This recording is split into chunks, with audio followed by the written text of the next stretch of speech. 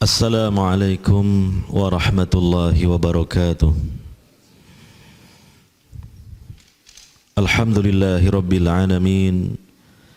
Wassalatu wassalamu ala nabina Muhammadin wa ala alihi wa ashabihi ajma'in wa man tabi'ahum bi ihsanin ila yaumiddin.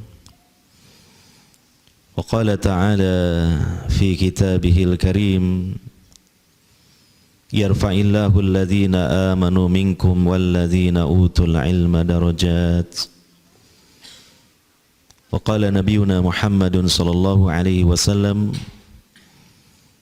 طلب العلم فريضة على كل مسلم أما بعد. Hadirin wal hadirat, para bapak, para ibu, saudara-saudari sekalian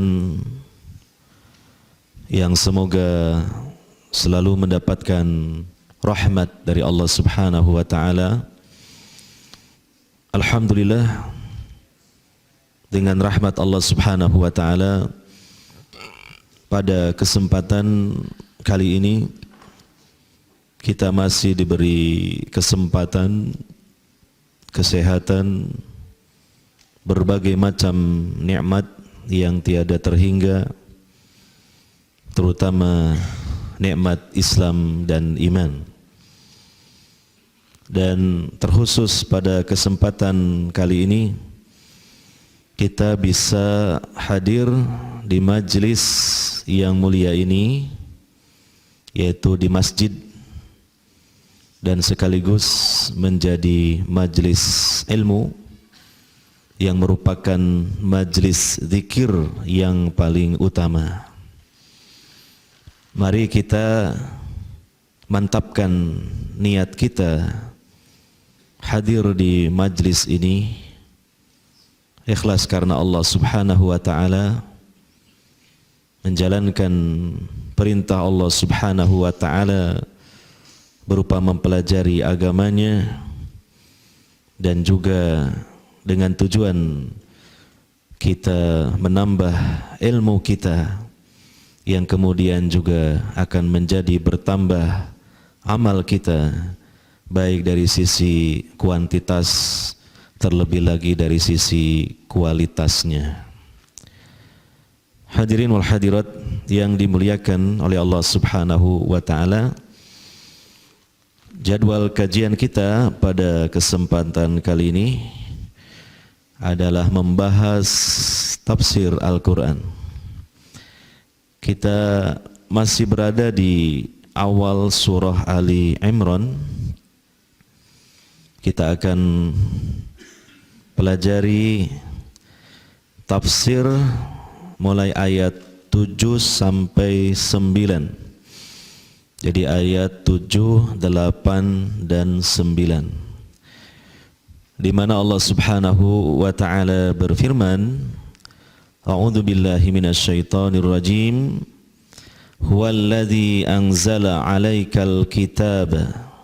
Dialah Allah yang telah menurunkan kepada engkau, kepada Nabi Muhammad sallallahu alaihi wasallam, al-kitabah, yaitu Al-Qur'an.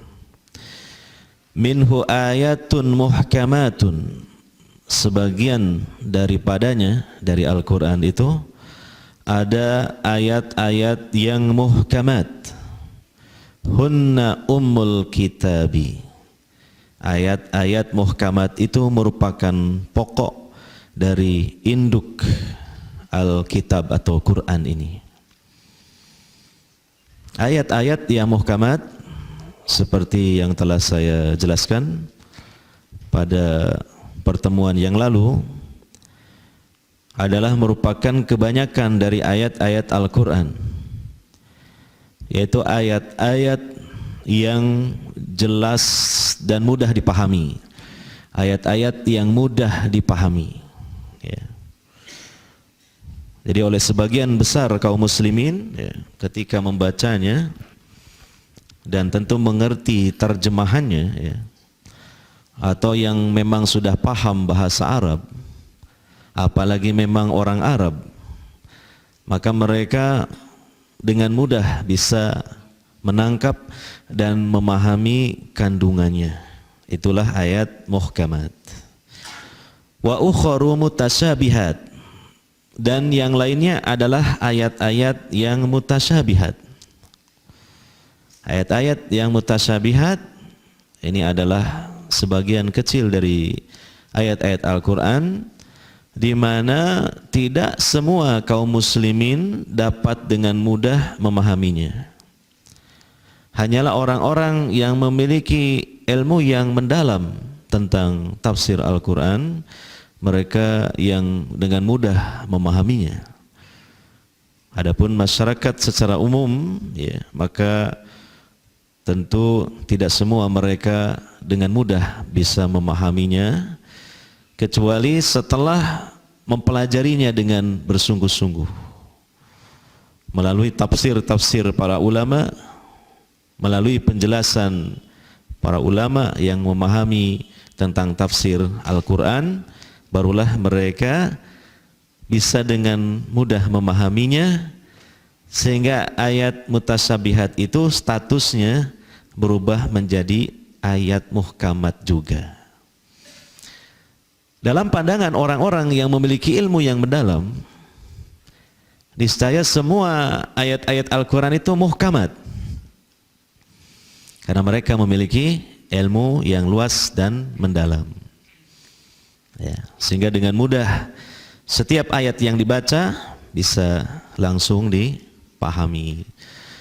Jadi kesimpulannya, ayat muhkamat, ayat mutasyabihat itu nisbi, artinya relatif, gitu. Demikian yang dijelaskan oleh para ulama ahli ilmu usul tafsir Al-Quran, termasuk juga dijelaskan oleh Syekh Muhammad Ibnu Shalih Al-Utsaimin dalam ilmu usul tafsir, bahwa muhkamat, mutasyabihat itu nisbi, relatif. Nah, demikian kita ini seiring dengan waktu kita terus mempelajari tafsir Al-Quran, sehingga akhirnya nanti dalam pandangan kita semua ayat Quran ini tidak ada yang mutasyabihat, semuanya muhkamat, semuanya ketika membacanya kita langsung bisa memahami maksud atau tafsirnya dengan benar. Kemudian kita lanjutkan lagi, fa ammal ladzina fi qulubihim zaigun, maka adapun orang-orang yang di dalam hati mereka ada kecenderungan kepada kesesatan atau penyimpangan, fayattabi'una ma tasyabaha minhu, mereka sengaja mencari-cari ayat-ayat mutasyabihat dari Al-Quran itu. Tujuannya apa? Ibtigha al-fitnati, untuk mencari fitnah atau menimbulkan fitnah, sehingga membingungkan sebagian kaum muslimin, sehingga kaum muslimin menjadi rancu di dalam memahaminya. Wabtigha ta'wilih, dan mereka mencari takwilnya, artinya penafsiran yang salah terhadap ayat-ayat Al-Quran. Ini orang-orang yang menyimpang, ya. Wa ma ya'lamu ta'wilahu illallah, dan tidak ada yang tahu takwilnya melainkan Allah, ya. Nah, di sini dijelaskan di dalam kitab-kitab tafsir, ya, bahwa mengenai wa ma ya'lamu ta'wilahu illallah, ya, ini di kalangan ahli tafsir ada dua pendapat tentang masalah wakafnya, berhentinya, ya. Kebanyakan di antara para ulama ahli tafsir, artinya jumhur ahli tafsir, mayoritas ahli tafsir, mereka menghentikan bacaannya atau meletakkan wakaf di dalam membacanya adalah sampai pada illallah. Jadi illallah itu koma atau titik lah. Ya, ini kebanyakan dari para ulama. Ya. Kemudian sebagian lagi, dan ini adalah minoritas dari para ulama tafsir, mereka mewasolkan bacaannya. Artinya tidak berhenti sampai di illallah, tapi dilanjutkan sampai warrasikhuna fil ilmi. Perlu dicermati di sini, ya. Tentu di sini ada perbedaan. Pertama, pendapat pertama adalah berhenti sampai illallah. Jadi tidak ada yang mengetahui takwilnya kecuali Allah. Berarti ar-rasikhuna fil ilmi tidak mengetahui takwilnya. Karena berhentinya pada Allah, gitulah. Sehingga warrasikhuna, wawu di situ bukan wawu athof, tapi bisa dikatakan wawu ibtidaiyah, wawu permulaan kalimat. Ya. Pendapat yang kedua diwasolkan, jadi disambung, jangan berhenti sampai illallah, tapi dilanjutkan. Dilanjutkan dengan warrasikhuna fil ilmi, dan orang-orang yang mereka mendalam dalam ilmu mereka. Sehingga wawunya itu adalah wawu athof, bukan wawu ibtidaiyah. Wawu untuk menyambung dari dua penggalan kalimat. Sehingga maknanya adalah bukan hanya Allah saja yang tahu takwilnya, tapi demikian juga ar-rasikhuna fil ilmi, mereka tahu takwilnya. Nah, ini sebenarnya dijelaskan oleh para ulama, dua pendapat ini bisa jadi benar dua-duanya. Tinggal tergantung bagaimana menafsirkan atau menjelaskan tentang takwilahu, gitu loh. Begitu. Antum kalau belajar tafsir di ayat ini, biasanya dijelaskan penjelasan ini tadi. Ya, atau ketika membahas tentang disiplin ilmu tauhid asma wa sifat, di mana ayat ini juga menjadi ayat yang pokok dalam pembahasan ilmu tauhid asma wa sifat, biasanya juga akan dijelaskan tentang masalah waqaf ini. Berhenti ataukah berlanjut dari membaca di sini. Ya. Maka jika waqafnya berhenti pada Allah, jadi wa ma ya'lamu ta'wilahu illallah, ya. Maka maksud dari takwil di situ yang mana hanya Allah saja yang tahu, sekalipun ar-rasikhuna fil ilmi mereka tidak tahu. Yaitu makna takwil ketika berhenti sampai lafaz Allah itu adalah tentang ilmu haqiqatis syai' wa kunhuhu, gitu. Yaitu pengetahuan tentang hakikat sesuatu dan tentang, ya, sifat secara hakikat dari sesuatu itu. Ya, contoh ayat mutasyabihat misalnya tentang sifat-sifat Allah. Misalnya istiwa Allah di atas arsy-Nya, bersemayamnya Allah di atas arsy-Nya, Allah berada di atas arsy-Nya. Maka yang dimaksud dengan hanya Allah saja yang tahu takwilnya tentang istiwa, itu maksudnya hakikatnya istiwa hanya Allah saja yang tahu. Adapun manusia, siapapun juga, termasuk golongan ar-rasikhuna fil ilmi, tentu tidak bisa menjangkau tentang hakikat istiwanya Allah.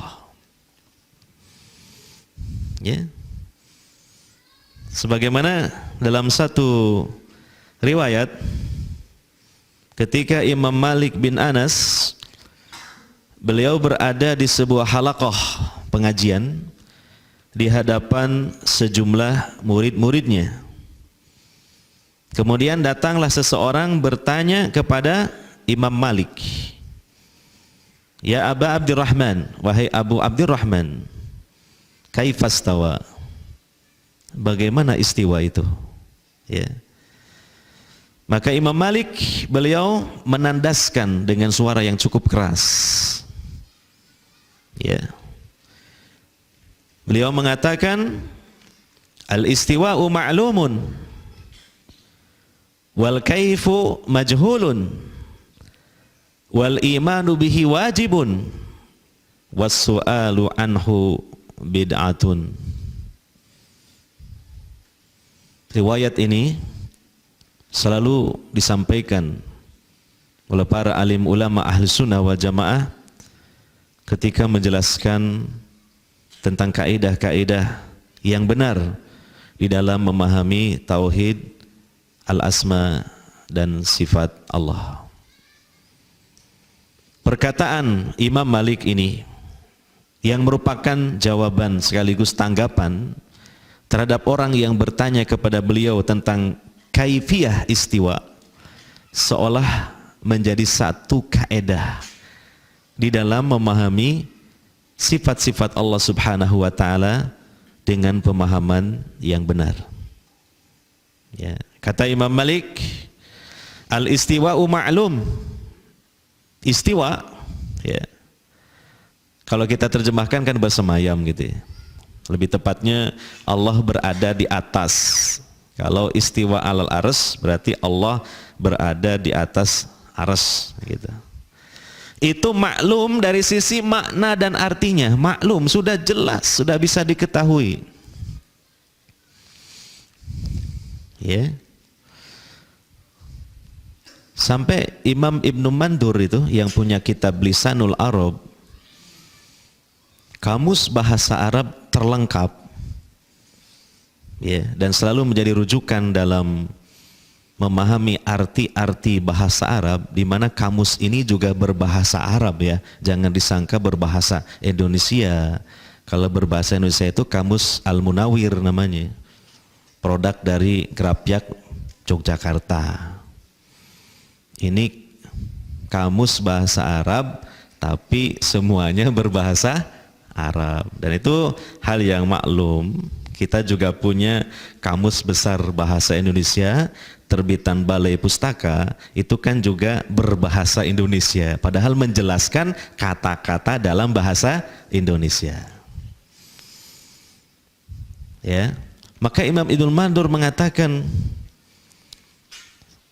tentang arti istiwa, selain dari ala wastaqarra wartafa'a la adri, saya nggak tahu. Ya. Kata Imam Ibnu Mandur, istiwa yang artinya adalah Allah berada di atasnya, di atas sesuatu. Selain daripada arti ini saya nggak tahu. Ini jangan dipahami, oh berarti Ibnu Mandur benar-benar nggak tahu ya. Bukan itu maksudnya. Sekaliber beliau pemilik dari kamus lengkap bahasa Arab, ahli lugoh, ahli bahasa Arab. Ya, ketika beliau mengatakan tidak tahu, maksudnya memang tidak ada lagi arti yang lain, gitulah. Bahwa istiwa itu artinya ala wastaqarra wartafa'a, yaitu berada di atasnya, gitulah. Nah, inilah yang diisyaratkan oleh Imam Malik tentang kalimat al-istiwa'u ma'lumun. Istiwa itu sudah diketahui, artinya maknanya jelas. Bagi orang Arab atau bagi siapa yang paham bahasa Arab, istiwa maknanya sudah jelas gitu. Ya. Jadi dipahami berdasarkan artinya yang dhahir. Kemudian beliau mengatakan lagi, wal kaifu majhulun. Sedangkan kaifiyahnya ini tidak diketahui.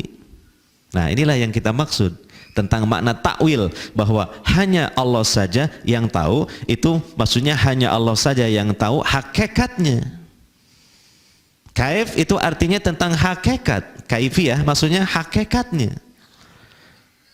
Makanya dalam kaidah Ahli sunnah wal jamaah ketika memahami sebuah sifat Allah, ya, itu adalah dipahami ala haqiqatiha, secara artinya yang dohir, wala takwilin tanpa ditakwil, wala takyifin tanpa ditakyif. Kenapa tanpa ditakyif? Karena tentang kaifiyah atau hakikatnya tidak ada yang tahu kecuali hanya Allah yang memiliki sifat itu. Itu, ya. Wal imanu bihi wajib. Yang penting mengimaninya adalah wajib. Wasu'alu anhu bid'ah, dan bertanya tentang kaifiyah itu bid'ah. Kecuali kalau bertanya tentang arti atau makna, apa makna istiwa, itu bukan bid'ah. Pertanyaan yang bagus. Ya. Tapi kalau bertanya tentang kaifiyah, itu kan tidak ada yang tahu kecuali Allah, maka jangan ditanya tentang itu, gitu. Karena majhul, tidak diketahui, tidak bisa dijangkau dengan pengetahuan kita. Nah, ini kita kembalikan kepada penafsiran yang pertama tadi, bahwa wakafnya berhenti pada illallah. Wa ma ya'lamu ta'wilahu illallah. Tidak ada yang tahu takwilnya, artinya tentang hakikat sifat-sifat Allah misalnya, ya, atau tentang perkara-perkara gaib, ya, semacam perkara-perkara yang terjadi di akhirat, ya, seperti haud, seperti mizan, ya, hisab, sirat, jannah, surga, nar, neraka. Hakikatnya tidak ada yang tahu kecuali Allah. Kita baru tahu hakikatnya nanti ketika kita sudah berada di sana, hijrah dari alam barzah ke alam akhirat. Ya. Nah, ini sekali lagi ketika wakafnya atau berhentinya pada lafaz Allah. Nah, yang kedua, boleh juga dan mungkin juga diwasolkan, ya. Artinya tidak berhenti di lafaz Allah, tapi dilanjutkan warrasikhuna fil ilmi, ya, dan orang-orang yang mendalam ilmunya, ya, mereka pun juga mengetahui, ya. Maksudnya apa? Yang dimaksud dengan mereka mengetahui takwilnya selain Allah, orang-orang yang mendalam ilmunya juga mereka mengetahui, itu artinya maksudnya tafsir dan penjelasan yang benar, ya, di mana para alim ulama atau orang-orang yang memiliki ilmu dengan versi Ahlus Sunnah wal Jamaah, ya, ketika mereka menghadapi ayat-ayat yang mutasyabihat, ya, semacam tentang sifat-sifat Allah Subhanahu wa taala, mereka kembalikan kepada sesuatu yang muhkam, sehingga ayat mutasyabihat dalam pandangan mereka tidak ada bedanya dengan ayat yang muhkamat. Maka mereka pun tahu, ya, bukan hanya Allah Subhanahu wa taala. Itulah makna dari takwil ketika diwasol kepada warrasikhuna fil ilmi. Bisa dipahami, ya? Nah, itu. Nanti penjelasannya kurang lebih seperti itu. Kalau kita baca tafsir dari kanan Ahlus Sunnah wal Jamaah berkaitan dengan penggalan ayat yang ke-7 ini, ya, wa ma ya'lamu ta'wilahu illallah warrasikhuna fil ilmi, ya, yaquluna amanna bihi. Nah, itu. Hadirin wal hadirat yang dimuliakan oleh Allah Subhanahu wa taala, orang-orang yang disebut dalam ayat ini adalah orang-orang yang memiliki ilmu yang dalam, yaitu ar-rasikhuna fil ilmi. Allah menyebutkan dalam firman-Nya ini dalam rangka Allah menyanjung, Allah mengistimewakan. Oleh karenanya mari kita berlomba-lomba untuk berusaha menjadi orang-orang yang disebut ar-rasikhuna fil ilmi. Disinilah kita akan tahu kedudukan yang tinggi di hadapan Allah Subhanahu wa taala tentang orang-orang yang memiliki ilmu yang banyak tentang agama ini. Ya, jadi mari bukan hanya amal yang banyak tapi ilmu yang banyak. Bukan hanya juga ilmu yang banyak, amal juga harus banyak, dua-duanya. Bahkan kalau bisa sebenarnya ilmu dan amal itu seiring. Karena tuntutan dari berilmu adalah diamalkan. Ya. Dan juga setiap amal hendaknya harus dilandasi dengan apa?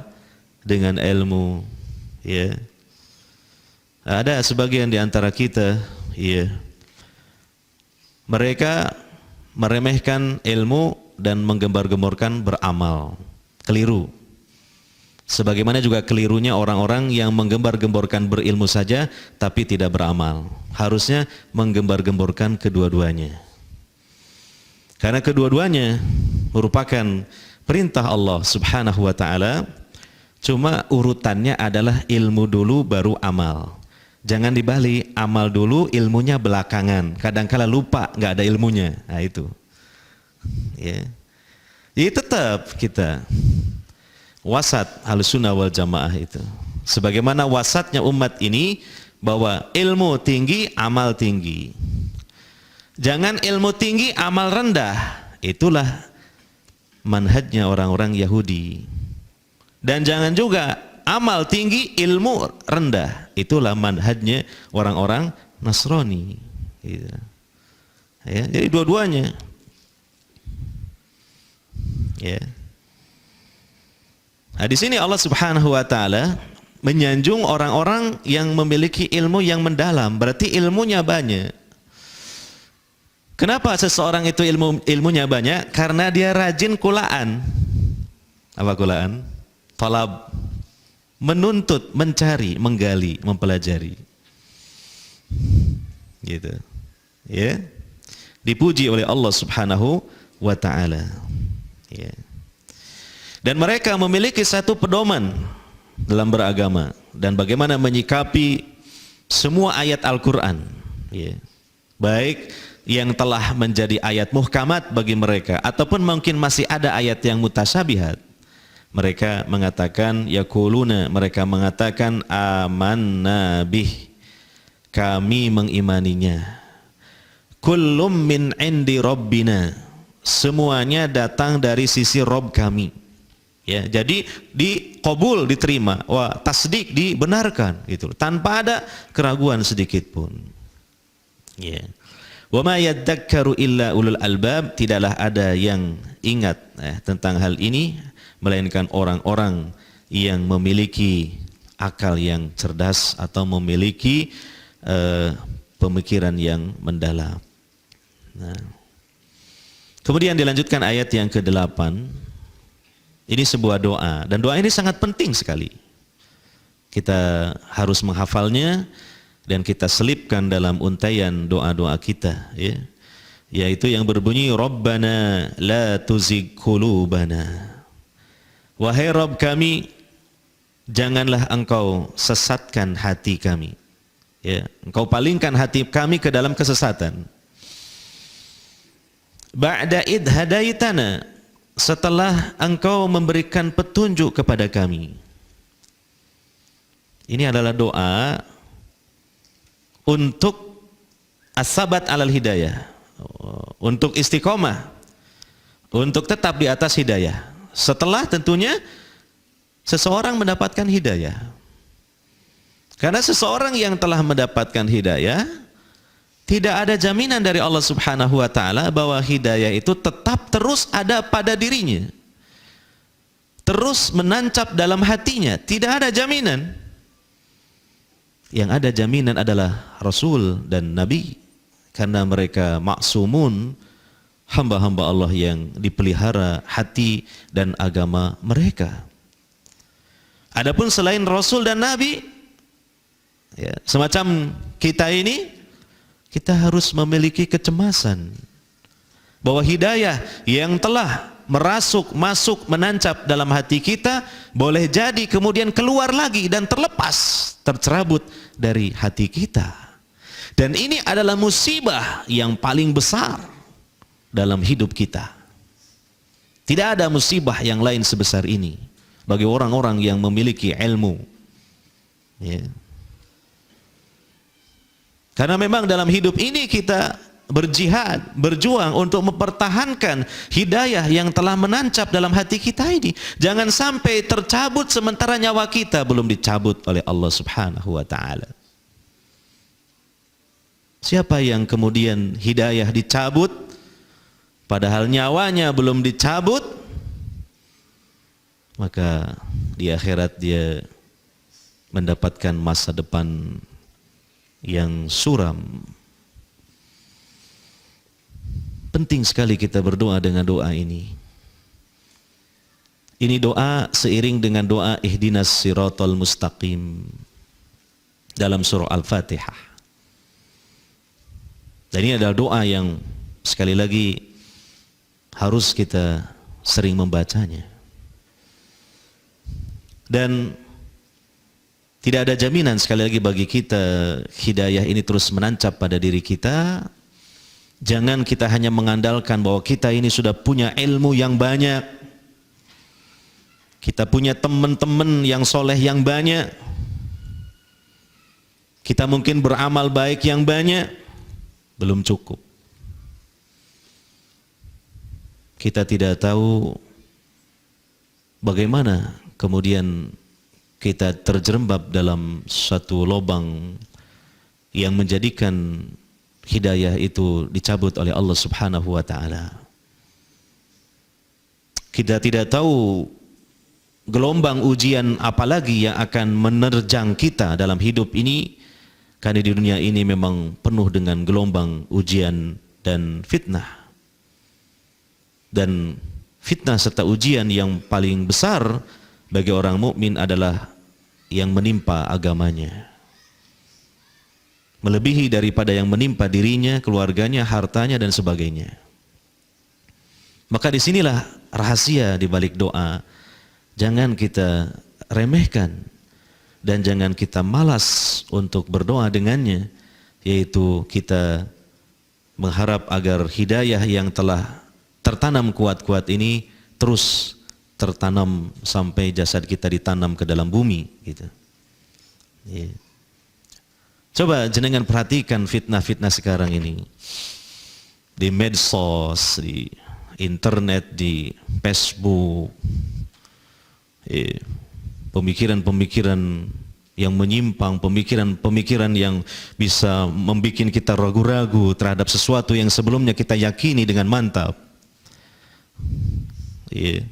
Adanya pemikiran-pemikiran wahdatul adyan yang dulu telah ditelorkan oleh kaum sufi, sekarang juga muncul kembali dengan suatu kemasan yang lebih keren, padahal hakikatnya adalah wahdatul adyan, penyatuan segala agama, bahwa segala agama adalah baik dan benar, bukan hanya kemudian diklaim satu agama saja, yaitu misalnya Islam. Dan termasuk di negeri kita ada indikasi menggeliatnya untuk menghidupkan kembali ajaran-ajaran nenek moyang kita. Mungkin berawal dengan dimunculkannya fanatisme kepada suku-suku tertentu, ada Sunda Empire dan mungkin yang lainnya, gitu.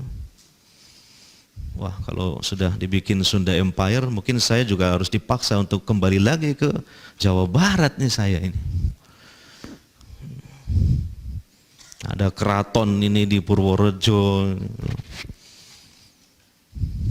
Nah, itu kan bibit-bibit desintegrasi, tidak cinta NKRI, dan nantinya riskan terjadinya peperangan. Belum lagi dari sisi fikroh pemahaman, kan nanti ada unsur-unsur membangkitkan kembali keyakinan dan ideologi jahiliyahnya kita, jahiliyahnya Nusantara. Karena jahiliyah itu bukan hanya di Arab saja, kita pun di Nusantara dulunya jahiliyah sama saja. Sebelum disampaikan Islam, sebelum datangnya para mubaligh yang membawa agama Islam ke Nusantara ini, gitu. Maka ini hal yang sangat mencemaskan dan mengkhawatirkan. Maka kita butuh kepada penjagaan Allah Subhanahu wa taala terhadap hidayah yang telah tumbuh berkembang dan sudah mendarah daging dalam diri dan jiwa kita ini. Maka kita perlu berdoa dengan doa ini. Rabbana la tuzigh qulubana ba'da id hadaitana. Ya, coba antum rasakan. Itu baru bisikan-bisikan dari luar kita, belum lagi bisikan intern dalam diri kita, karena kita ini sering dirasuki oleh setan dari kalangan jin, makhluk halus yang masuknya halus, menyelinap masuk ke dalam relung-relung hati kita, lalu membisikkan keburukan, kejahatan, dan penyesatan. Bisa dirasakan kan? Walaupun sedang sendirian, duduk begini, berpikir, berenung, nah, masuk situ. Nah, itu yang kita takutkan. Ada fitnah tersendiri tentang akal yang cerdas. Saking mendalamnya merenung tanpa terbimbing dengan ilmu, tersesat. Dan itu sudah muncul dalam sejarah. Contohnya Mu'tazilah. Apakah mereka orang-orang yang bodoh? Wah, orang-orang jenius.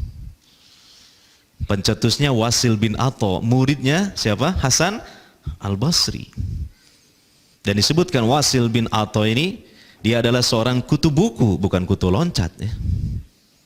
Dan dia pun meninggal dunia karena ketiban bukunya di perpustakaan. Saking orang ini kutu buku, matinya pun tertimpa bukunya sendiri. Wasil bin Atha jago berceramah, tapi sayang dia ada kelemahan, dia pelat, jadi tidak bisa mengucapkan huruf ro, jadi menjadi huruf lam. Maka dia pernah diuji oleh sebagian orang, disuruh berceramah mendadak tanpa persiapan, dengan syarat kamu ceramah tanpa ada satupun huruf ro-nya. Apa namanya? Orang-orang itu ingin mencibir nanti ya, kepada siapa itu? Wasil bin Atha, agar dia itu nanti diketawain sebab dia tidak bisa mengucapkan huruf ro. Sebab nanti kalau mengucapkan ro jadinya apa? Lam. Maka langsung Wasil bin Atha berceramah mendadak, tidak pakai di konsep ya. Ceramah yang berbobot lah secara ilmiah, panjang, dan anehnya tidak keluar sedikit pun huruf ro-nya. Bisa sampean kayak gitu. Ceramah gak ada huruf R karena pelat. Susah kan? Dia betul-betul menghindari mengucapkan huruf ro karena nanti takut dicibir. Sebab dia pelat. Hanya dalam waktu yang singkat dia langsung mengeluarkan ayat Quran, hadis yang tidak ada huruf ro-nya, steril dari huruf ro-nya. Jangan sampai mengucapkan waqala Rasulullah ro an Abi Hurairah, jangan sampai bilang Abu Hurairah karena ada huruf ro-nya. Itu kan? Jangan sampai pokoknya. Dia bisa semua kata-kata yang teruncul dari lisannya tidak ada huruf ro-nya. Ini orang kalau nggak cerdas, jenius, nggak mungkin bisa seperti itu. Tapi rupanya dia jatuh dalam perangkap setan sektor kecerdasan. Berlebihan gulu dalam kecerdasan sehingga dia cenderung mengedepankan akal daripada dalil Al-Quran maupun As-Sunnah. Sehingga Mu'tazilah punya satu kaidah, idza ta'arrada bainal aqli wan naqli yuqaddamul aqlu minan naqli. Kalau berbenturan antara akal dengan dalil, dahulukan akal daripada dalil. Ini kufur kaidah ini. Kufur ini. Banyak sekali fitnah ini. Tidakkah kita merasa cemas? Tidakkah kita merasa khawatir? Gitu. Karena terus menerus hidayah yang sudah menancap dalam diri kita ini digoyang untuk dicabut ya, oleh orang-orang yang ingin menyesatkan atau makhluk-makhluk yang ingin menyesatkan kita ya, terutama dari kalangan syaitan ya. Jadi yang sempat kita berpikir kan gitu ya, takut gitu ya, makanya kita berupaya bagaimana menjaga hidayah ini gitu ya, rajin mengaji dengan niat yang ikhlas dan ada kesungguhan dalam mengaji ya, kemudian beramal ya, karena hidayah juga harus dijaga dengan amal. Sebab apa? Amal itu adalah iman itu sendiri kan gitu. Ya, naiknya amal, naiknya iman, turunnya amal, turunnya iman, kan begitu menurut Ahlus Sunnah wal Jamaah gitu. Nah, kemudian yang ketiga, satu hal lagi jangan dilupakan, doa mengandung rahasia. Karena doa itu adalah senjatanya orang mukmin. Ad-doa silahul mukmin. Doa merupakan senjatanya orang mukmin.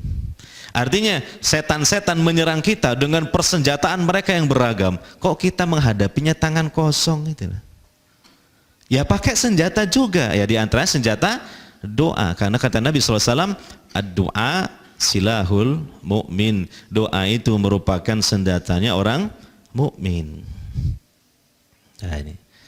Maka saya kira antum semua hafal doa ini. Semoga bisa selalu dibaca dalam untaian doa kita karena ini sangat penting sekali ya. Coba apalagi doa ini singkat tapi isinya ini betul-betul berbobot gitu loh. Rabbana la tuzigh qulubana gitu. Ba'da id hadaitana. Wa hab lana min ladunka rahmah. Nah, iya. Kemudian juga kita mohon kepada Allah rahmatnya. Ini rahmat ini sesuatu yang paling dibutuhkan oleh seorang mukmin, rahmat Allah. Kita ini kalau hidup tanpa ada rahmat Allah, berarti kita ini dilaknat oleh Allah. Kita tidak akan mungkin bisa hidup di dunia dan di akhirat tanpa rahmat dari Allah Subhanahu wa ta'ala. Dan kita jangan hanya mengandalkan amal-amal kita. Tetapi yang kita harapkan itu apa? Rahmatnya Allah Subhanahu wa ta'ala. Karena apa? Semoga kalau amal kita banyak dengan rahmat Allah diterima. Dan semoga dengan rahmat Allah, amal yang sedikit pun, ya Allah ampuni dosa kita, dan kemudian Allah terima. Sehingga kemudian kita dimasukkan ke dalam surganya. Jadi kita ini harus selalu dahaga ya, dengan rahmat Allah Subhanahu wa ta'ala. Ya, dan bagaimana Allah di dalam menjaga kita dengan rahmatnya, terserah kehendak Allah Subhanahu wa ta'ala. Tapi intinya itu adalah rahmat Allah Subhanahu wa ta'ala. Ketika kita mulai misalnya futur, tahu futur ya? Lemahnya semangat iman gitu kan. Karena kita mohon kepada Allah rahmatnya, maka Allah curahkan rahmatnya kepada kita. Tiba-tiba kita kemudian dipertemankan dengan seorang teman yang soleh. Akhirnya kemudian apa? Kita terpengaruh dengan kesolehannya, ikut soleh, ikut sadar kembali, ikut naik kembali grafik imannya. Nah, itu hakikatnya apa? Rahmat Allah Subhanahu wa ta'ala, begitu. Ya, ketika masuk sebuah pekerjaan perusahaan, ternyata di situ itu banyak fitnah, ya, banyak hal yang bisa merusak agama, maka dengan rahmat Allah tiba-tiba kita di PHK. Loh, itu rahmat Allah. Di PHK rahmat Allah. Ya, bisa jadi. Dengan sebab di PHK itu bentuk rahmat Allah. Makanya kita itu jangan tergesa-gesa untuk kemudian menyimpulkan sesuatu. Gitu loh. Harus dengan ilmu dan hikmah. Ya, di PHK itu rahmat Allah Subhanahu wa ta'ala. Ya. Itu kan? Bisa jadi. Makanya dalam Al-Quran kan boleh jadi perkara ya, yang kamu benci itu ternyata baik untuk kalian, dan perkara yang kalian sukai itu adalah buruk untuk kalian. Wallahu ya'lamu wa antum la ta'lamun. Allah yang tahu, kalian nggak tahu gitu.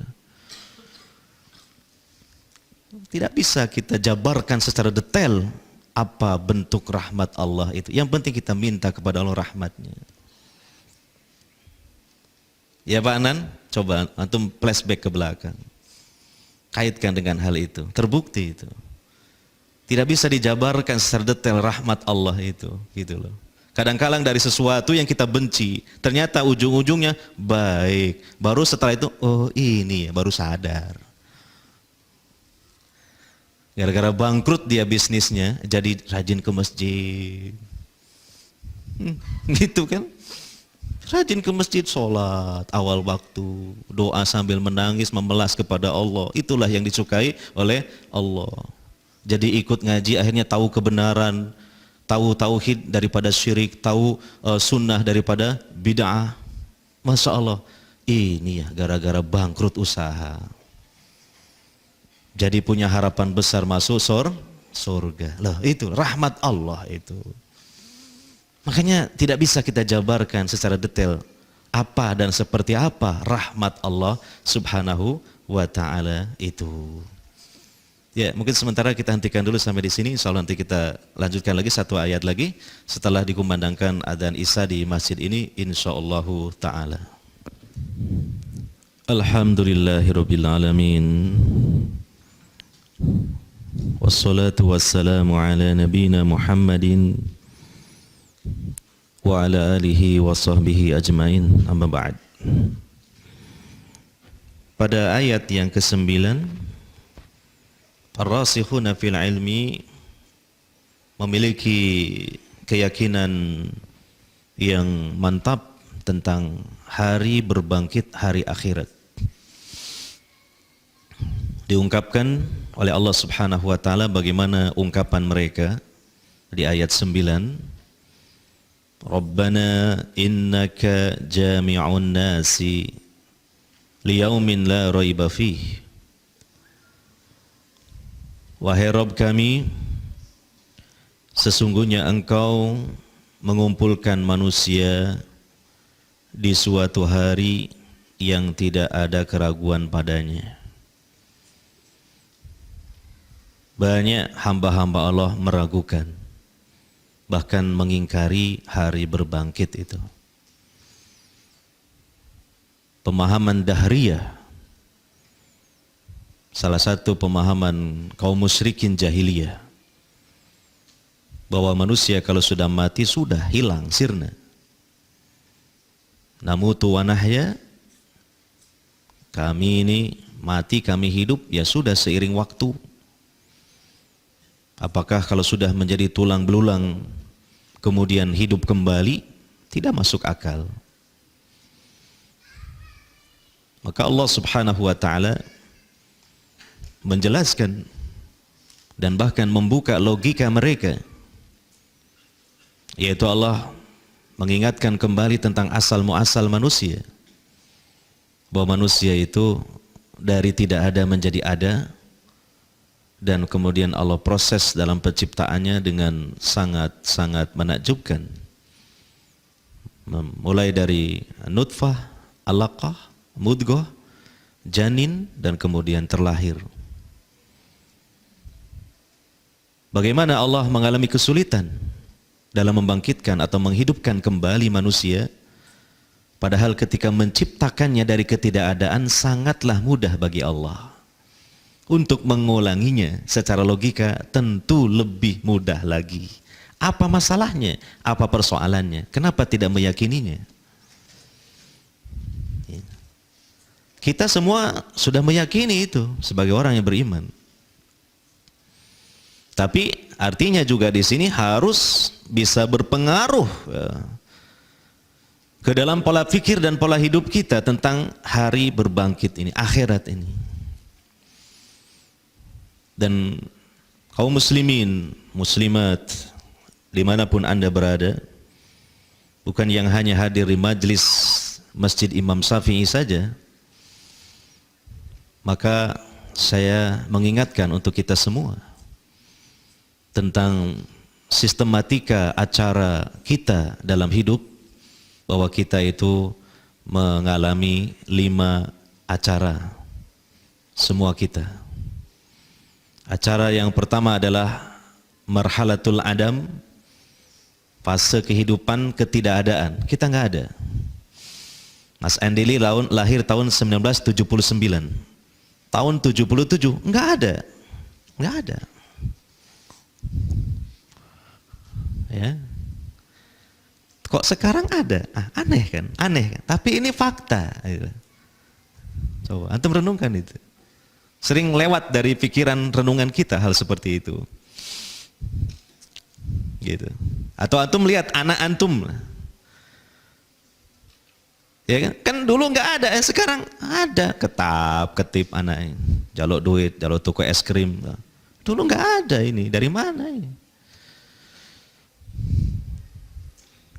Nah itu yang punya anak tuh lihat. Dulu kan nggak ada, sekarang ada diusap. Bapak narko, nggak tahu saya bapak narko.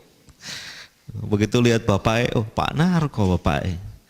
Ya kan? Nah, dulu nggak ada itu anak itu. Sekarang coba lihat, lucu tuh, ada sekarang. Nah ini direnungkan itu. Ya, mengalami marhalah atau fase yang pertama, marhalatul adam, ketidakadaan, nggak ada kita. Yang kedua, marhalatul hamil, fase kita dalam rahim ibu kita. Kecuali Adam dan Hawa itu tidak mengalami itu. Dan kita nggak ingat. Mas Taufan, ingat dulu waktu dalam rahim ibu?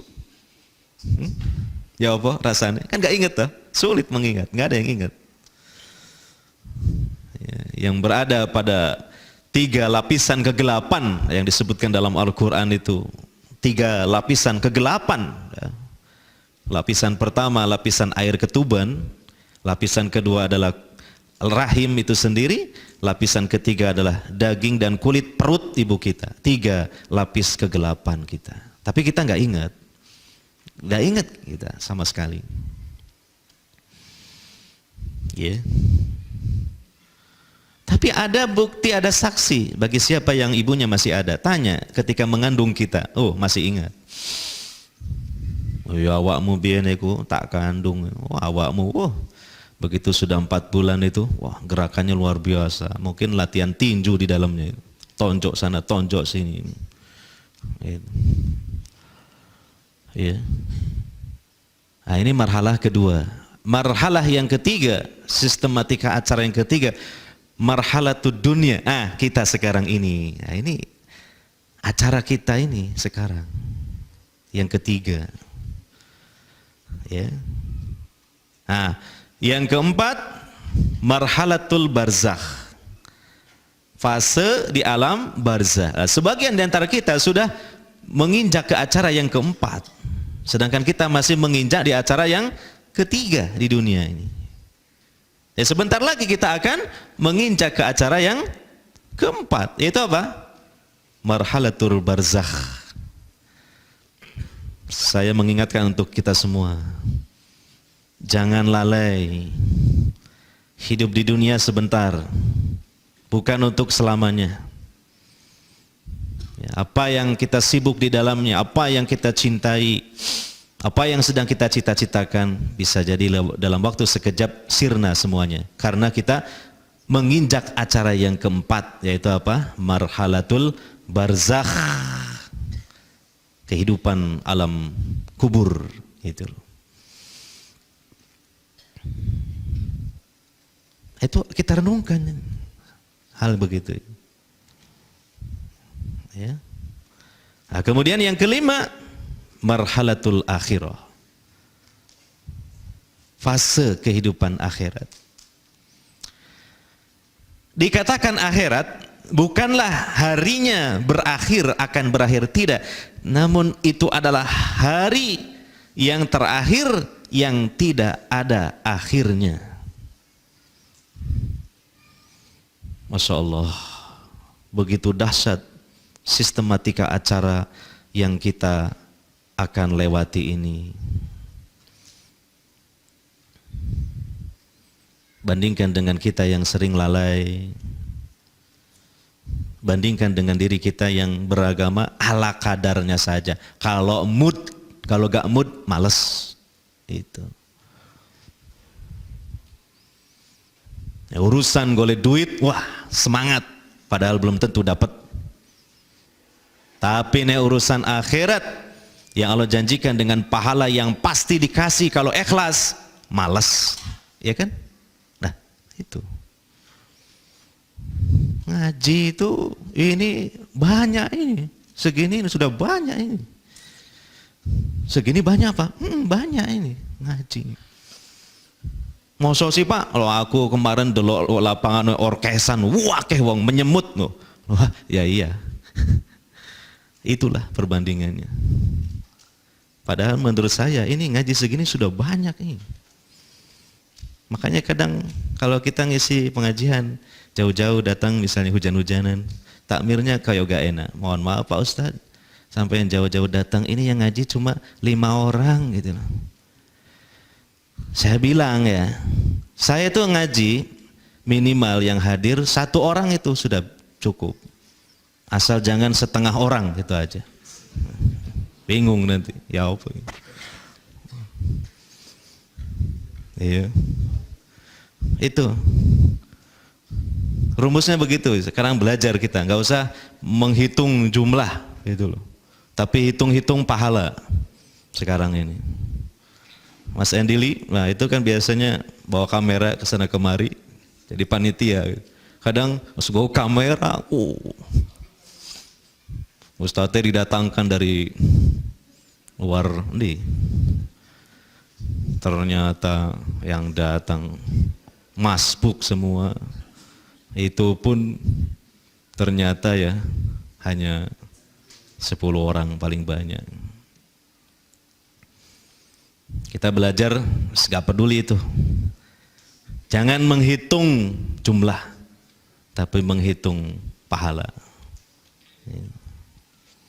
Karena apa? Kita ingat bahwa kita ini akan melakukan perjalanan terus sampai ke akhirat itu. Dan kita di akhirat bertanggung jawab terhadap diri kita sendiri-sendiri.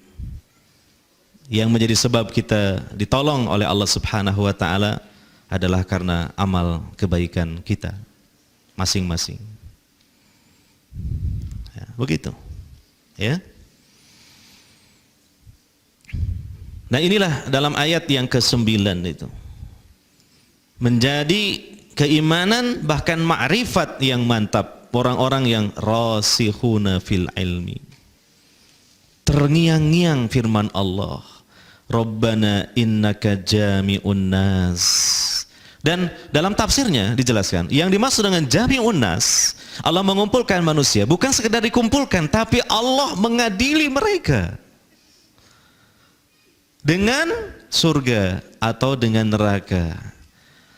Kalau amal kebaikannya banyak, ya itulah yang akan merasakan kebahagiaan. Amal kebaikannya sedikit, keburukannya banyak, itu bisa jadi Allah berkehendak memang memasukkan dia dalam kesengsaraan, yaitu neraka. Ya. Dan apa? Innallaha la yukhliful mi'ad. Allah tidak pernah menyelisihi janjinya. Coba antum ukir nih ayat ini dalam hati sanubari. Penting ini, ma'rifat ini. Yang mendorong kita untuk berusaha ikhlas dalam beramal soleh. Gak peduli orang lain. Yang mendorong kita ketika melemah semangat untuk beramal menjadi semangat lagi, melecut diri kita. Teringat ayat ini. Rabbana innaka jami'un nas liyaumin la raiba fi. Innallaha la yukhliful mi'ad. Tidak pernah menyelisih janjinya. Sekecil apapun dari kebaikan, Allah akan menghargai ya, dengan nilai pahala. Nah, hadirin wal hadirat yang dimuliakan oleh Allah Subhanahu wa taala. Yang terakhir sebagai kesimpulan, berkaitan dengan ar-rasihuna fil ilmi, dan semoga kita oleh Allah Subhanahu wa taala digolongkan ke dalam golongan ar-rasikhuna fil ilmi, di mana Allah mengistimewakan dan memuji mereka. Mereka itu kalau disimpulkan memiliki 7 sifat, ya. 7 sifat, 7 sifat. Dan itu merupakan unwan sa'adatil abdi, sebagai pertanda dari kebahagiaan seorang hamba. Ya. Sifat yang 7 yang dimiliki oleh ar-rasikhuna fil ilmi, yang pertama adalah al-ilmu alladhi huwa at-tariqu al-musilu ila Allah. Ya. Al-mubayyinu li ahkamihi wa syara'ihi. Ilmu yang itu merupakan jalan yang menghantarkan seorang hamba kepada Allah, menghantarkan kepada keridhaan Allah, yang menjelaskan tentang hukum-hukumnya dan juga syariatnya. Jadi inilah karakteristik ar-rasihuna fil ilmi, memiliki ilmu yang mencukupi, Jangan biarkan diri kita itu minim ilmu agamanya. Jangan gitu loh. Hidup di dunia cuma sekali kok. Wis gak apa-apa dadi wong bodoh. Loh, gak apa-apa cari sopo gak apa-apa. Jangan, harus pinter ilmu agama Islam ini. Dengan apa? Bersungguh-sungguh menuntut ilmu agama.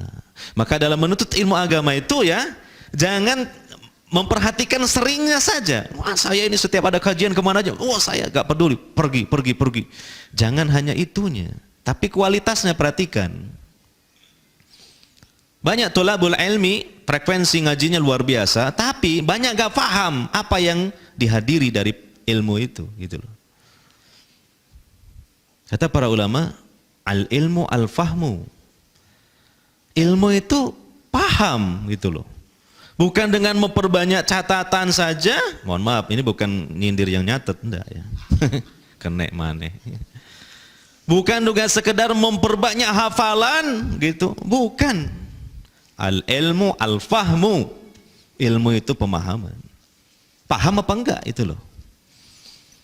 Ya, makanya kan doanya dalam Al-Quran disebutkan Rabbi zidni ilma warzukni fahma. Enggak sekedar Rabbi zidni ilma saja, tapi warzukni apa? Fahma. Nabi SAW mengatakan man yuridillahu bihi khairan yufaqihu fiddin. Faqih, paham gitu. Ya. Kemudian Nabi SAW juga dalam hadis riwayat Imam Ahmad mendoakan Ibnu Abbas dengan mengatakan Allahumma ya, faqihhu fiddin wa 'allimhu ta'wil. Ya Allah, fahamkanlah, faqihkanlah Ibnu Abbas dalam agama ini. Dan ajarkanlah tafsir kepadanya. Jadi faqih, faham itu penting. Perhatikan ini kunci keberhasilan thalibul ilmi, bukan sekedar banyaknya yang ikut taklim ke sana kemari. Wah, saya ikut tablik akbar, saya tak ikut tablik asgor, gitu. Bukan hanya itu saja, gitu. Gitu. Makanya para ulama mengatakan supaya berkualitas dalam majelis ilmu itu pertama, seorang thalibul ilmu harus husnul istima, bagusnya dalam mendengarkan, perhatikan dengan seksama apa yang disampaikan gitu. Ngaji di masjid, badannya di masjid, hatinya di pasar. Wah, gak nyambung gitu loh. Ya. Yang kedua, husnus su'al, kalau bertanya, bagus pertanyaannya. Memang dia pengen tahu dan untuk diamalkan gitu loh, bukan ngetes sejauh mana ilmu ustadku ya. Gitu? Atau bikin kegaduhan dengan pertanyaannya itu, gitu. Bukan. Gitu. Nah yang ketiga, kasratu ta'amul, banyak merenung yang disampaikan opong ini. Aku gurung paham sing iki, tak takoi maneh. Lah itu dipikirkan gitu loh. Makanya Ali bin Abi Thalib mengatakan la ilma illa bitafakkur. Enggak ada ilmu kecuali dengan dipikirkan, diperdalam, dipahami gitu loh. Dan kita punya pengalaman di ma'had ya, yang berhasil sebagai thalibul ilmi yang seperti itu, bukan karena banyaknya menulis, menghafal, membaca tapi enggak paham. Kan moco wes, opo isine? Mboh gak ro. Oh. Terus ya apa itu tadi? Nah, itu. Al-fahmu, gitu. Nah ini, sehingga nanti menjadi orang ar-rasihuna fil ilmi. Gitu. Dan itu jelas perlu kesabaran. Perlu kesabaran. Baru nanti akan memanen ilmu yang banyak. Gitu. Jangan kemudian karena penceramahnya melebihi waktu isya sedikit aja, kok gak mari-mari sih, lah gak sabar itu namanya, kenek maneh. Khawatir saya ada bisikan setan seperti itu, makanya tak antisipasi itu gitu. Salah, saya gak tahu hati antum kok.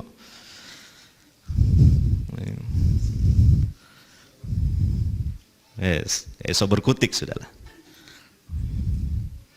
Yang kedua, ar-rusuh fil ilmi wa hadha qadrun zaid ala mujarradil ilmi fa inna ar-rasih fil ilmi yaqtadi an yakuna aliman muhaqqiqan wa 'arifan mudaqqiqan qad allamahu Allahu dhahiral ilmi wa batinah Ya, farasakha qadamahu fi asraris syariah ilman wa halan wa amalan.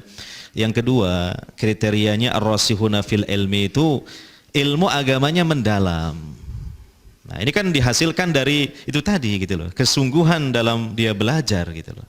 Dan kalau ada yang nggak paham dia tanya gitu loh.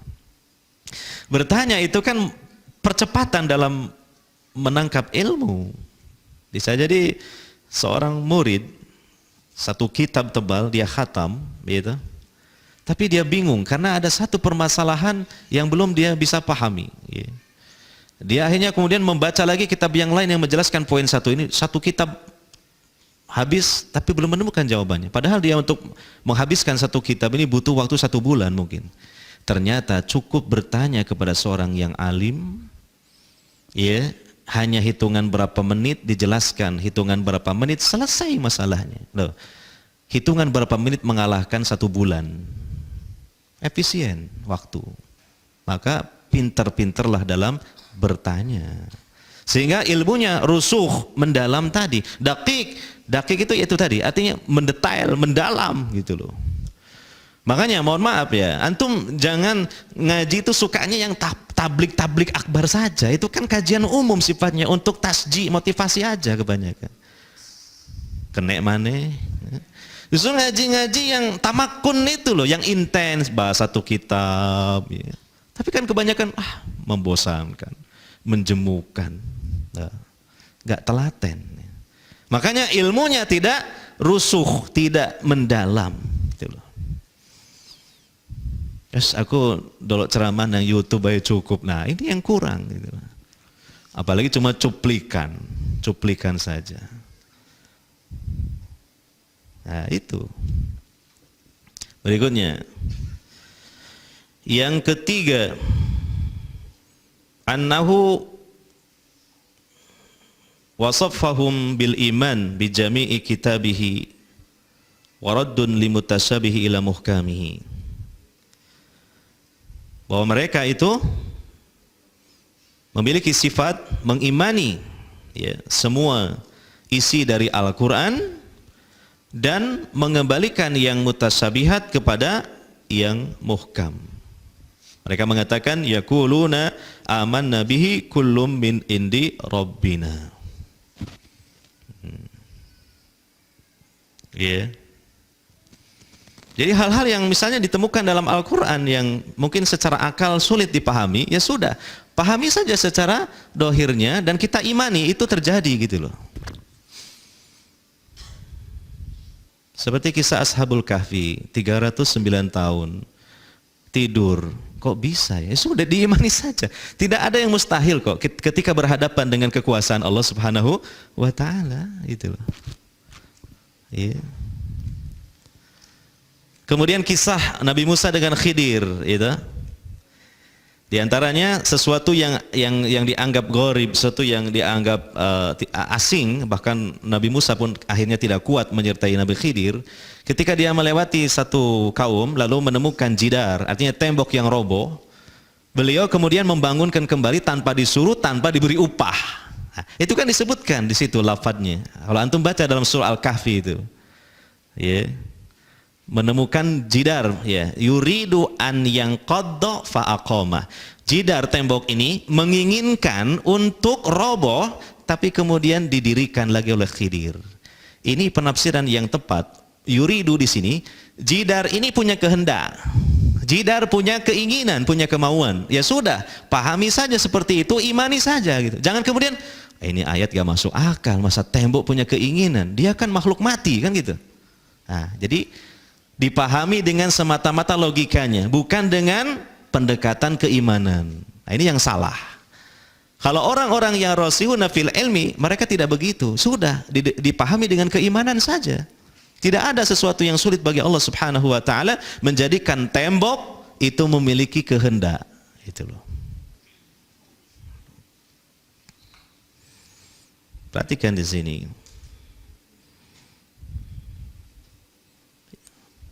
Yang keempat,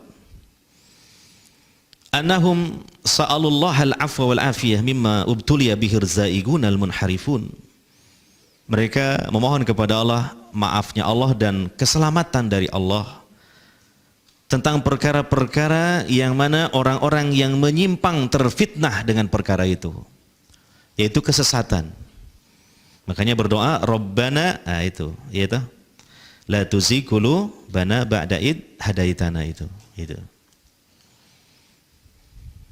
Yang kelima,